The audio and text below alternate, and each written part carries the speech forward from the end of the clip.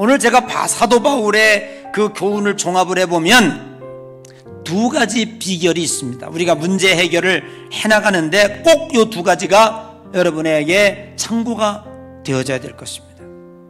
첫 번째 꼭 기억해야 될 게 뭐냐면 종말론적 차원에서 문제를 해결하라, 이런 얘기예요.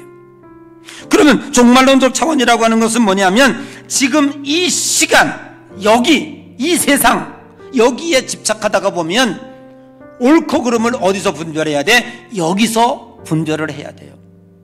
그런데 우리들이 이 세상에서 문제를 풀려고 생각하면 싸움밖에 나질 않아. 우리는 장차 어디에 갈까요? 모두 다 하나님 앞에 설 것입니다.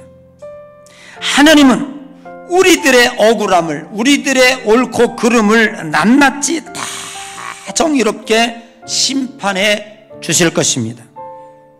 지금은 억울하지만 오직 하나님은 우리의 억울함을 당신 앞에서 분명히 풀어주시리라 확신하고 믿는 것입니다.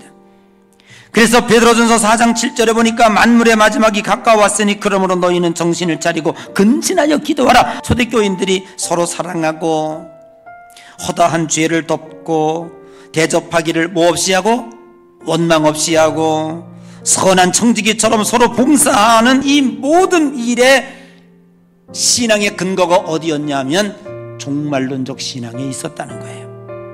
참을 수 없는 고통을 이겨내고 어려움 가운데서도 믿음을 지켜내고 예수 그리스도의 재림을 사모했다는 것이죠. 하나님의 나라가 점점 가까워오고 있다고 하는 이 사실 때문에 참을 수 있었고 인내할 수 있었습니다. 항상 이 세상에서 문제를 다 풀어버리려고 그러지 마세요. 우리들은 종말이 있어요. 주님이 계세요. 하나님의 나라가 있어요. 그 가치가 있어요. 그래서 오늘을 견딜 수 있고 오늘의 억울함을 참을 수 있고 오늘의 누명을 벗지 않아도 하나님이 벗겨주실 거니까 여러분, 이 신앙이 여러분을 든든히 지켜주고 든든히 버텨나가게 할 줄로 믿습니다. 두 번째, 교회 안에서의 문제 해결의 방법은 뭐냐면 여러분, 교회론적 차원에서 교회 문제나 개인의 문제를 다루어야 한다는 것입니다.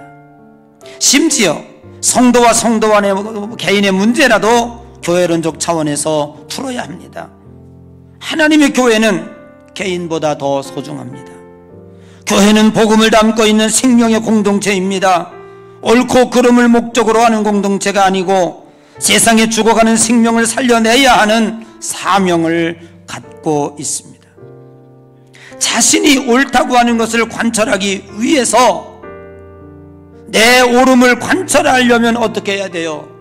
상대방의 허점을 까 뒤집어야 되고 교회의 문제를 들춰내야 되잖아요. 그래야 내가 옳다는 게 증명이 되지 않습니까? 그러다가 보면 교회는 만신창이가 될 수밖에 없다고 하는 사실입니다. 교회는 실패를 통해서 성도들을 훈련시켜서 실패의 실패가 성도들이 훈련되어져서 하나님 나라 합당하게 가게 만드는 훈련소가 바로 교회인 거예요.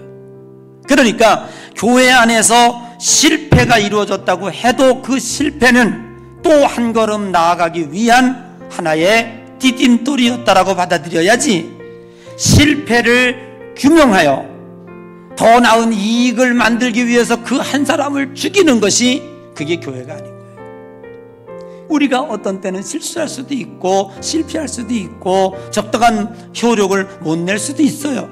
그렇지만 너 왜 그랬어? 라고 하면 안 되는 거예요. 우리는 그 다음에 더 나은 발전을 위해서 그것을 하나의 지표로 삼고 표석으로 삼고 받아주고 용납해야 된다고 하는 거예요.